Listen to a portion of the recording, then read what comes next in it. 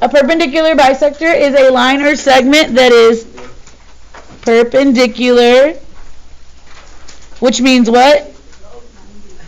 They intersect at 90 degrees to a segment that passes through the, what's a bisector? It splits it in half. It passes through the middle. What do we call the middle in this class? No. The midpoint. You did. It passes through the midpoint, the middle, and it bisects it. It cuts it in half. So whenever you have a perpendicular bisector, just letting you know,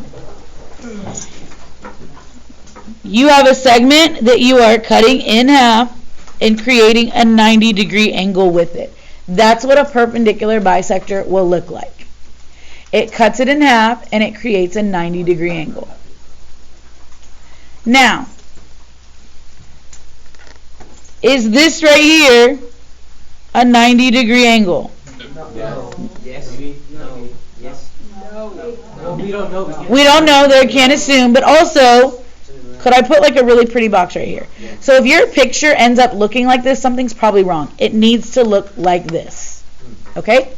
So, we have 4 steps we're going to do. Bless you. We are going to find the slope using rise over run. Then we're going to determine the perpendicular slope. We're going to find the midpoint, and then we're going to graph it. I actually like to do the slope and the midpoint together, so I'm probably going to do 1 and 3 together. Okay? So, number 1. How do I do this? What do I do? Rise over run. So I'm going to go up. Let me see how much this goes up. 1, 2, 3, 4, 5, 6. This goes up 8 over 4. So my rise over run, my M, is 8 over 4. 2. Do you all agree that is 2? Yes, ma'am.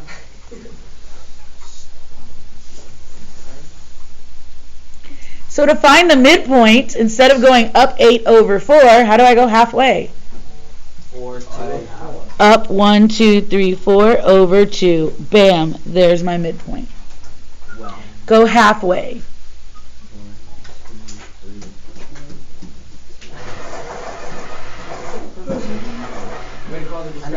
Okay, from here, I need to find my perpendicular slope. So what am I going to have to do to this 2?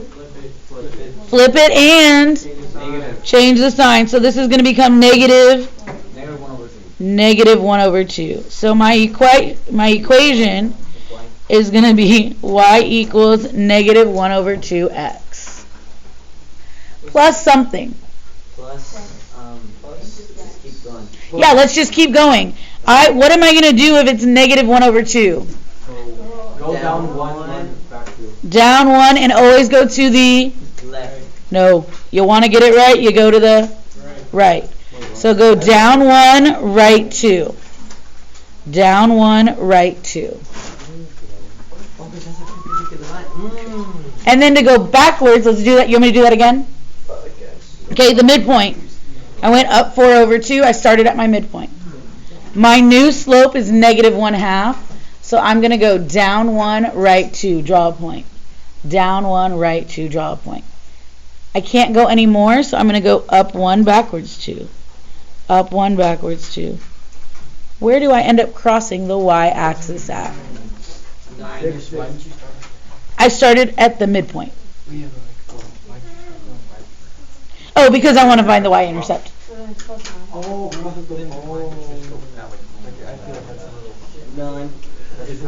Oh, just because I always go to the right, yeah. So plus 9. And then remember, that's not acceptable. What do you need to do? Draw your line and arrows with your badge. Y'all actually have a protractor. You can use that today. Do you see how we just created a 90-degree angle? And do you agree we just cut that in half?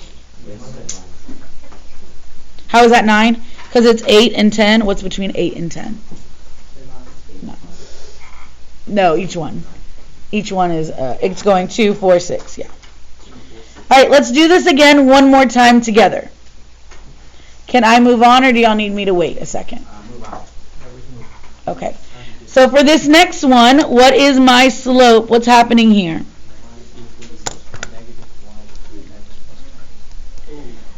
Okay, so it is down 2 over 6, which is negative 2 over 6 can be reduced to negative 1 over 3. Sure, exactly what I did. That's exactly what I just did. I used the points and did rise over run. Down 2 over 6. So what would be my midpoint? How do I find the midpoint here? Down 1 over 3. There's my midpoint. Halfway. And if I'm at negative 1/3, what am I going to do to find the perpendicular slope? Opposite reciprocal. Flip it. Negative 1/3. I got to flip it and change it to 3 over 1 or just 3. So y equals 3x is what I'm doing. We haven't gotten it yet. Yeah, we got to get it still. Look. Oh, so hold on. From here, I would normally go up 3, right 1. Do y'all agree? But I can't because it's off the graph. So what can I do? Go down 3, backwards 1. Joey, what'd you get? Huh? It's at the origin, so what does that mean? It's 0, you can just leave it like that. Or if you wanted to put plus 0, you could put plus 0. Put your 90 degrees and your tick marks. I want you to do number 3 and number 4. I'm going to walk around and help those that are maybe struggling a little bit. You do number 3 and number 4.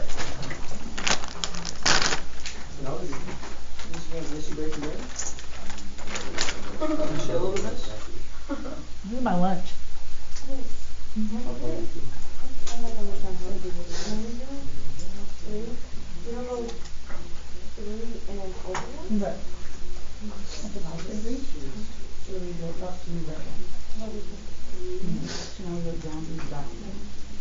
we want a positive one. Because if you would have done that, you would have been negative.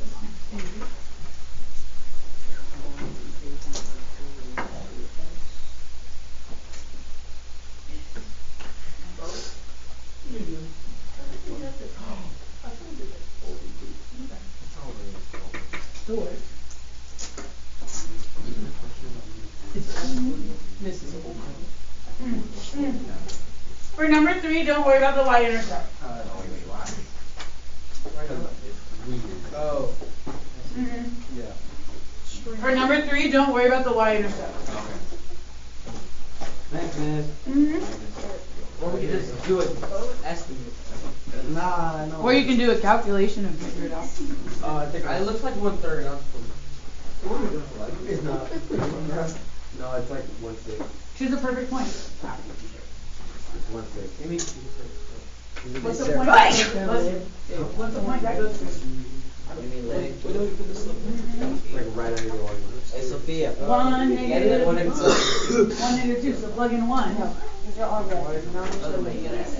Get negative 3 halves. How do you get negative 2? What kind? I'll just 1/2. Minus. Minus 1/2.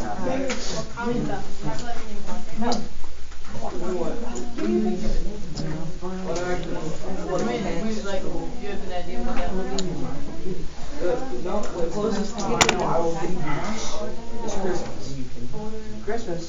That's it. I have like 4 quarters in my bank account. Yeah, you're bad. It's cold. Hey, wait. Alright. Before y'all get distracted, look up. Did you get 2/3? Yeah. So what is my new slope? If it's 2/3, the perpendicular slope would be?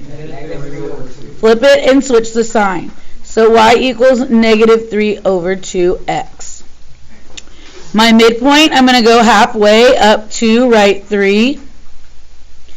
And then, because it's negative 3 over 2, I'm going to go down 1, 2, 3, right 2. Down 1, 2, 3, right 2, and connects them.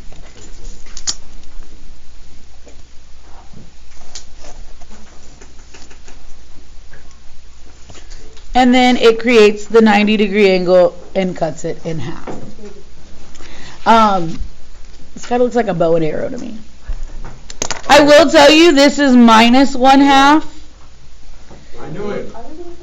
It's negative 1/2. Again, can you star this? I don't think we're going to expect you to do perpendicular bisector, a weird y-intercept like that. I knew it. Okay?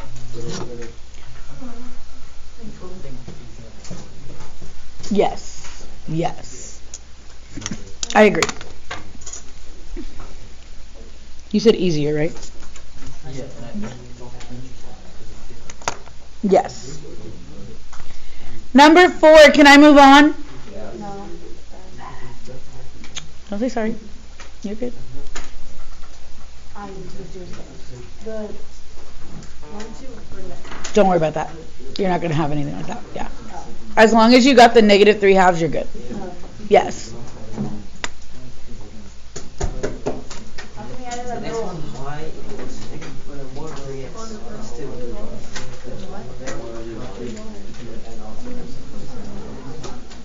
All right, y'all look up. I got negative 6 over 8. Right? Oh. Which is negative 3/4. Hold on, you're not wrong. Hold on. For there, how do I flip and switch negative 3/4? It's not working. I think it needs to be plugged in. Yeah, you can use that. It's just 4 over 3.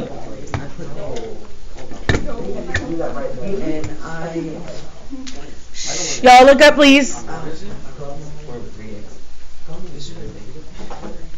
No, this one's a negative, so that's minus. Do y'all see how that's a negative line? Yeah. So that should be the negative. This one's going to be positive. Yeah.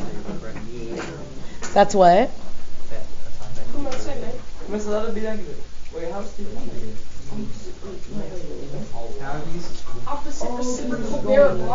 What I do wrong? Oh. Yes. All right, halfway. I'm going to go down 1, 2, 3 over 1, 2, 3, 4. Settle down. And then, oh look, it's on the y-intercept. Don't I already know my y-intercept? Yeah. Yeah, that's kind of nice. It is +1. I am going to still have to do what I do because I need to draw the picture. So I'm going to go up 4, right 3. And down 4, left 3. Okay. Somebody said, wait. Somebody said, what the heck? What can I answer for you? I thought it was 4 up, and then 4 up, yeah. 4 up, 3 across. Yeah.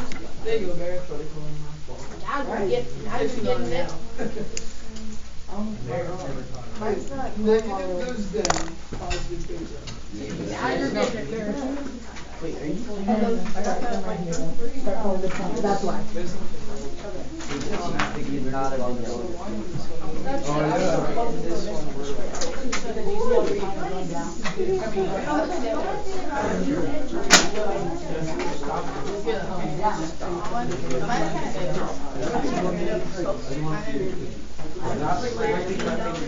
Okay. Hey, my people in the back. Do we already need to move? Yeah. Shh. You're going to move right next to me. That's okay. With the phone call home. Oh. All right. Are we okay with the front of this? Because I got 10 minutes to finish explaining the inside. Okay? Open up, please. Number 5 says, and this is a test question, which ordered pair represents a point on the perpendicular bisector of this segment? So I need you to give me some points on the bisector. So what am I going to do to figure out those points? Do the thing we just did. What's my slope?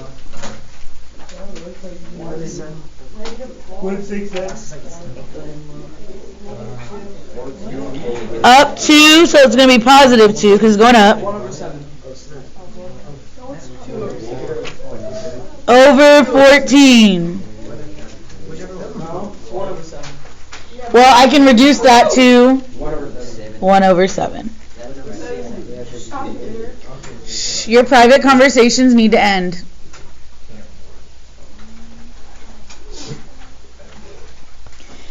And 1 over 7, if I flip and switch it, becomes negative 7 over 1, or just negative 7. So do you agree this is going to be in some y equals negative 7x plus something or minus something? Yes. Where is my midpoint? Negative 2. And so 0, negative 2 is a point on this perpendicular bisector because it's my midpoint. Y'all agree? How do I find another point? By slope. By doing slope. What's my slope going to make me do? Go down 7. Down 7, right? 1. What's another point on this line? Plus 7 left 1. What's a point? Like plus 7 left 1. Yeah, he's saying going up 7, left 1 is what he's trying to say. 1, negative 9 is another point on this perpendicular bisector. What else? Yeah. Nothing else. Sorry. No, you gave me. You said plus 7, left 1. What point does that give me? 12 and 2. Negative 2. No, negative 2. Yo, what? Negative 1, 5. Oh, he's going again. Don't go off of it. Give me that one. There you go. Negative 1, 5. And although you're right, negative 2, 12 would work. It's off the grid. We're not going to do any of them off the grid. He's right, but he's doing extra in his head. I thought you had already done that. No, I hadn't done that one yet. All right, here are your answers. All I just did was the same thing we did on the front, but now I'm listing out the possible points. Thank you.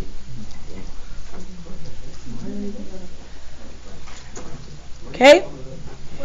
Yes. I can wait. Yep, you're writing it down. I can wait.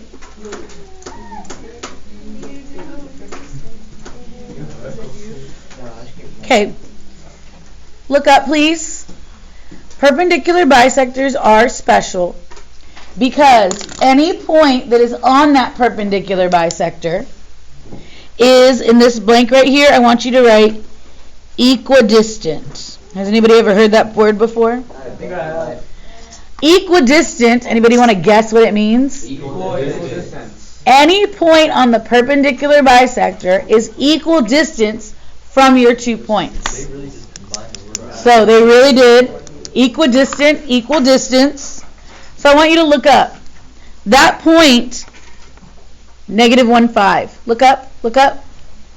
I could connect it here and connect it here, and they are equal distance, which means I made what type of triangle? Isosceles triangle.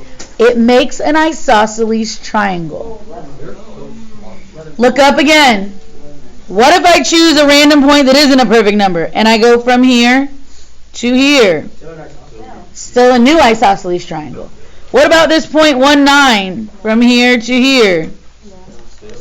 Still an isosceles triangle. Any point on your perpendicular bisector will create an isosceles triangle with your 2 endpoints.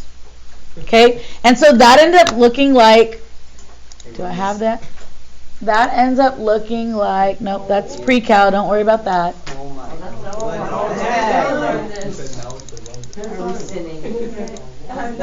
And we're not going to get into that, but you're not wrong. That ends up looking like this. So any point on your perpendicular bisector creates infinitely many isosceles triangles. If it's wrong, If they're not equidistant, you did something wrong. Yeah. No. This right here. Okay. All right. Number 6. Look at my picture. Quit talking. Shh. Negative 5, negative 2. Is it contained on segment AB? Negative 5, negative 2. Is that on segment AB? No. Why not? Because it's literally not. Look at it. That's on line K. It's not on AB.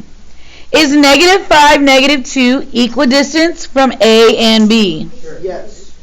Yes, as long as line K is what? Perpendicular. It's the perpendicular bisector, and it is. It says that up here. So that is true. They are equidistant because it's the perpendicular bisector. So, and then last but not least, is point negative 5, negative 2 the midpoint of AB? No. Is that even on the line? So is it the midpoint? No. Wait, this right here is the midpoint of that line. No, it's not even on the line, so no.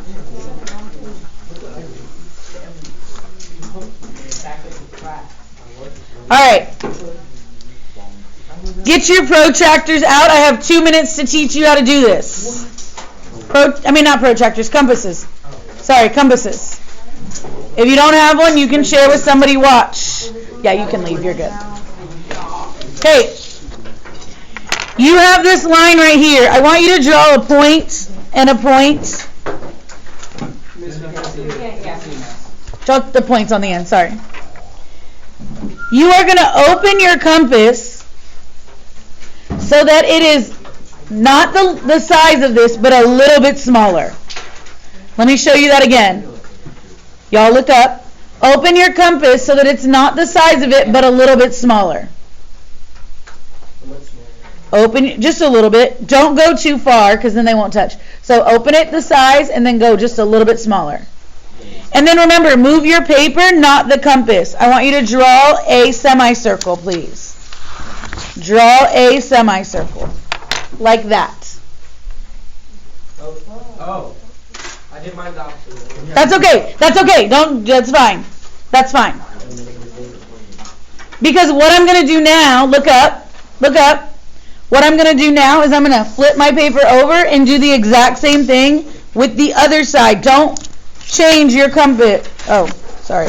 Don't change the size of your compass.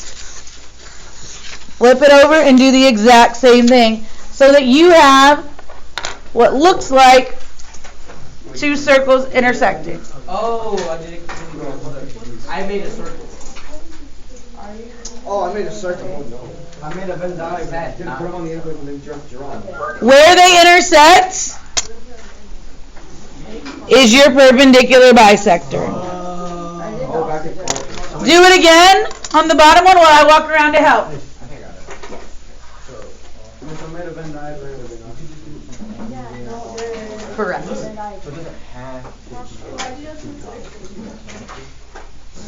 I would like it a little bit, it could be, but I would like it a little bit less. Because the wider you go, the bigger your circle is, so it would go into the other pocket. So that's why I made it a little bit less. But if you go too small, then they won't cross each other. So that's why, like if you were to just go like this right here, like let me show you this one. If you were to go this small right here, on this one, when you do your arcs, they won't cross each other. So you have to go, that's why I'm saying, go to the ends. Let me make dots. If you want to watch me do it again, look up. You go to the end, open it as wide, and then go a little bit smaller just so that it... And then turn your paper over and do it the same exact thing. And then that is your perpendicular bisector. How would you know if it's like that? I'm telling you, you could measure it. We'll finish this tomorrow. Thank you all so much.